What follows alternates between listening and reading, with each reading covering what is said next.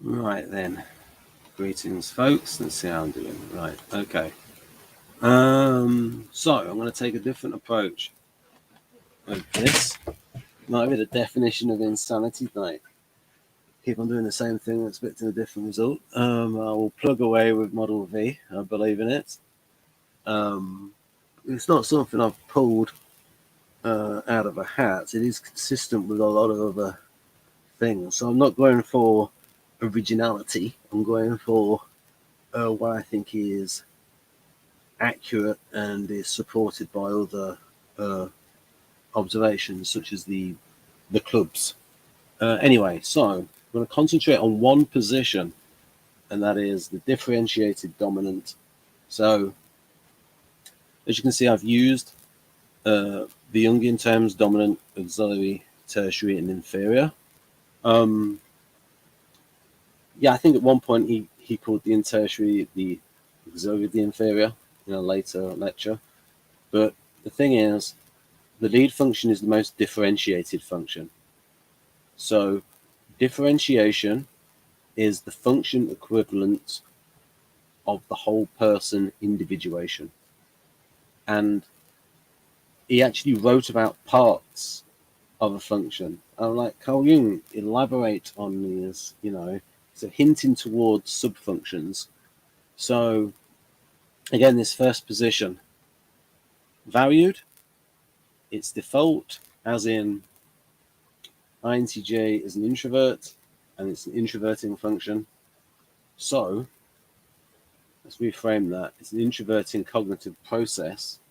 And so someone who habitually introverts has a preference for introverting.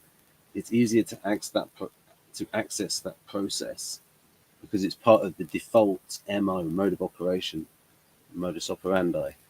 And it's also a club function in that it's one of the 4 NT functions. NITI, TENE, as you can see on the diagram. So you might think, oh, that's it. You're going to stop the video now, Ben? No, I've got a little bit more. So, again, we're just doing position 1 today. So, I'm going to do a little bit on this function and how, what we got here? Okay, here they line up there. Actually, not quite, but because they're split. So, if you look there at NIFE and NITE, so what we can say about Kersey's intelligent roles is that they are social plane equivalents of function pairs in the wheelhouse column. This would be the ego row in Model A, the top 2 in MBTI. And so it's a way to see NI. And so and Socionics calls NI intuition time. Clarify that it's intuition of development. So with INFJ, it's developing people, NI with FE, and I would argue a bit of FI in there as well.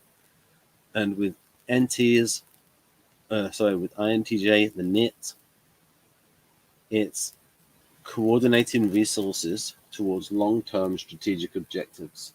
So you've got the coordinating of resources. You can see the TE in the NI there. And so the way the NI is expressed, it's blocked with the TE. So the NI is expressed through those TE actions, you can see a greater plan at work and the way the plan is adjusted. STJs are a bit more NI binary in that they stick quite rigidly to the plan. Also, David Mark Kersey once stated that SJs are scheduled, whereas rationals plan. A little bit difference between that rigid scheduling into the future and then seeing how things are developing along the way, but having the strategic objective in mind. So that's how NI can come through. I can do a bit more on NI in INTJ. This needs to be expanded upon. Now this needs to be, because it's based on a Socionics definition of SE that is too much towards the assertive subfunction. And so it might not just be, say, the NI Dom is attracted towards assertiveness. That might be more the case of INFJ. But what it might be is like some of the stereotypes. Let's go with the kinds of things that give off a lot of SE. Maybe the musician. I mean, when I mentioned that to Alexis, she said, "Oh yes," so she might have a thing for our musicians. So those other aspects of SE that go beyond the blood and guts, the stylish and artistic aspects of SE, maybe that can come out in the suggestive function, or rather suggestible function. And so you can see that I'm not going to go over that. Keep the video short until I get onto this and make it longer. And so let's intersect a few ideas. And I'm going to cover this, this, and this. So in your wheelhouse, and this will also include the auxiliary. So we're talking about NI and TE in the NIT. There's a strong correlation between the Jungian type's two wheelhouse functions in slots 1 and 2, so NI and TE in INTJ, i.e. in one's wheelhouse, and the top two functions best suited to help enact the type's Kersey predisposed role. This is what I went on before about. Kersey had it as the arranger, as this is the arranger of contingencies. So in this role, I'll describe the role and then you can see how it draws an NI and TE. So the arranger of contingencies is thinking about what can go wrong. If A goes wrong, then we do B. If B goes wrong, then we do C. If C goes wrong, then we do D. Now that also correlates to the negative critic outlook of the NIT in Galenka's School of Humanitarian Socionics. And so it's almost like it correlates to the NI minus.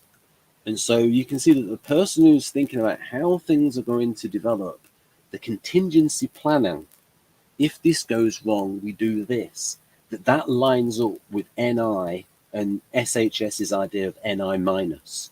So you can see that together in a plane. So the other aspects of NI are harder to see, to do with inspiration, those other things mentioned, and archetypes. Perhaps you'd be able to understand it if the INTJs out there would actually talk about it. So, for example, helping act is the Kersey's predisposed role. This is digressing now away from INTJ, but, you know, that's me. E.g., the ISFJ is highly concerned with attending to the physical needs, SIH, subfunction, comfort sensing of other people, FE, especially when the other person is physically unwell. In Kersey temperament model, the accommodator guardian is predisposed to the role of provider protector, e.g., medical doctor, physiotherapist, nurse, carer. Many ISFJ resemblers have two in the Enneagram chart. So what I'm saying is that role will draw on SI and FE. The role of the arranger of contingencies draws on NI and TE. So this is like the social plane correlates, the socially intelligent, socially useful role of those pairing of functions that is a way to see NI paired with TE. Wheelhouse functions match the top two in Jung, MBTI, Socionics, Model A, and Dario Nardi's cognitive process assessment. So there's nothing controversial so far in this model, NI, TE. Then I'm going to mention a bit about the clubs, and then I'm going to mention Verting, and then I'm going to stop. Again, now this is where TI is actually quite strong in the NIT, but it's how it uses TI, and that would be a separate video. Clubs and club functions. So for the SFs, but you know, skip them. We're on to the NTs. NE, NI, TE, TI. Those are the club functions, and you can see what's there. Default club functions are of the same vertness as the type, e.g., TI and NI in the introverted NT, TI and X, or NI and TI in the introverted NT, NITX. Each type's predisposed Kersey role variant, social role, correlates to the first three functions in its model V. E.g., ENTP has 1, ideas, subjective thinking, and practical thinking, 3 functions which the role of the inventor would draw on most. Thus, ENTP has the most potential of the 16 types to excel as an inventor. Setting an example, role of counselor draws on NI, FE, and FI, the big three of INFJ. Strength of slots 3 and 4 is consistent with Nardi's research referred to in the Magic Diamond. So that's all about club functions. So some of that's outside the remit of this, but you know, I'm covering it. I'll cover it again.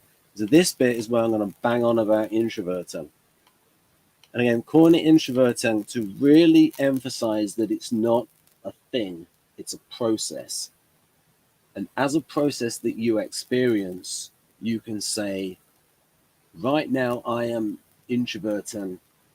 It might not be a thing, but it's a verb. I am experiencing this subjectively. Or when you are extroverting, you say, okay, I believe that this cognitive process exists as a process because I am experiencing it. Because people might. And so default row. This is something that I've added. The idea of default and situational. Victor Galenka's Model G, I like it, but as with the many things in Socionics, it's quite narrow. So for example, they have the social row functions in Model G. So it's like the introverting functions of the INTJ are only used when it's fulfilling its social mission. No. Or it only uses its extroverted functions when it's on its territory. When it's like, say, at close psychological distance. No. Sometimes the introvert has to use extroverted functions when the situation calls for it. So by default, the preference of the NIT, again, it comes out in the I preference, is to introvert. So what do we mean? And so there's a bit here. In earlier versions, I called this consciousness, then cognizance, but I realized that FI is more than just being cognizant of FI. It's about how it operates in the individual. In some folks, there might not be much FI to be cognizant of. Also, FE is more than paying attention to someone else's feeling state. So this is turning this is as Van der Hoek would call, a form of adaptation. This is the default operating mode. And NI is an operating mode. It's like when we look at it on a social plane and see NI with TE or NI with FE. So let's do a bit more here. Default operating mode in the introvert is introverting, i.e. subjectifying, internalizing. That is what goes along with Jung. If you then go over this, that it's definitely the subjectifying aspect of it. And there's different ways to subjectify. So let's go with SI. SI is not as internal as the other introverting functions. However, certain subfunctions of it are, e.g. SI imaginative. Think of beauty is in the eye of the beholder. That's where that subjective aspect is coming in. Sense and sensory imagination, and SI harmonizing internal bodily harmony. So there is that tendency of the introverting functions to go inwards, and the most inwards is NI. Default, as in defaults to I prefers. One's experience of the default mode is more nuanced and practiced than one's situational mode. For introverting types, the default operating mode is, you guessed it, introverting. One can introvert without an external stimulus, e.g. whilst reflecting. And one can even introvert, i.e. subjectify an outside stimulus by placing more attention on the subjective reaction to the stimulus rather than the empirical aspect of it. Me, subjectifying, elaborating on Dario Nardi's 8 Keys to Self-Leadership. So I'm reframing it, but this is what he sort of meant. Introverts, well, again, I'm subjectifying it. I'm putting my own spin on it. Introverts are comfortable doing many introverted activities. Jungian cognitive functioning slot 1, best, 3, well, 5, well enough, and 7, gets by with development. Jung on introversion. So I would say think of the INTJ mother will develop the SI. Jung on introversion. So again, I added a little bit to this because it's not clear, but I'm going to try and do like the best explanation of verting out there.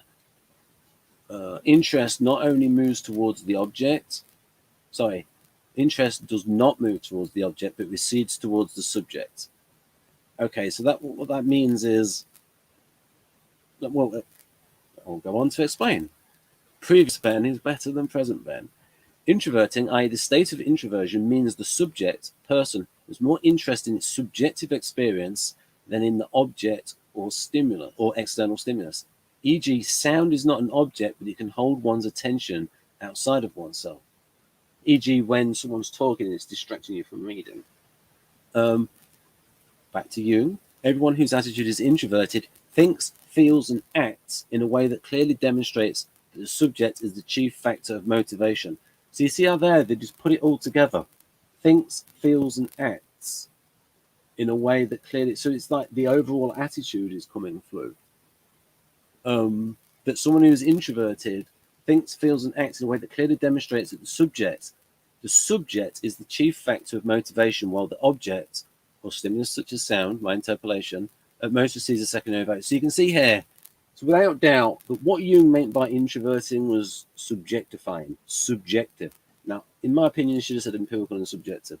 So, getting back to secondary value.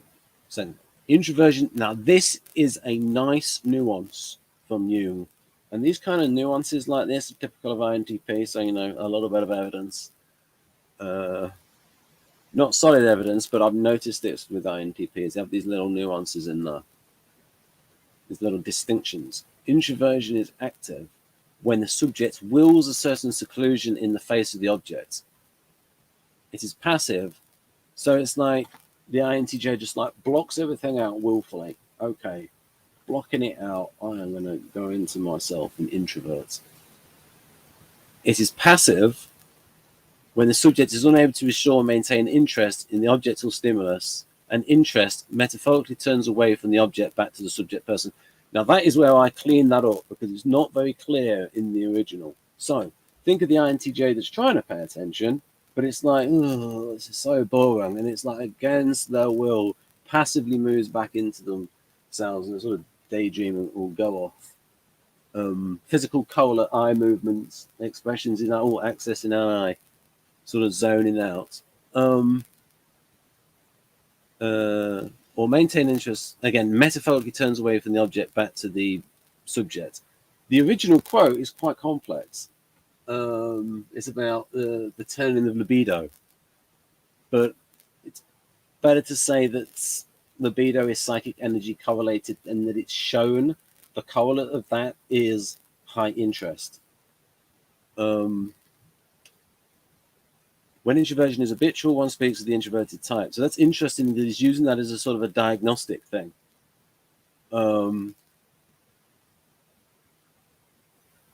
So if you would ask Carl Jung, what is an introvert? Well, it's someone who eventually acts in an introverted way.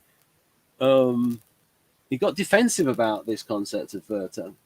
And he would say, well, there's no such thing as an introvert or an extrovert. But he did say there's definitely introversion and extroversion. So again, he sort of knew it was a verb. And it's like if someone does that verb a lot, then we can classify them as that. Because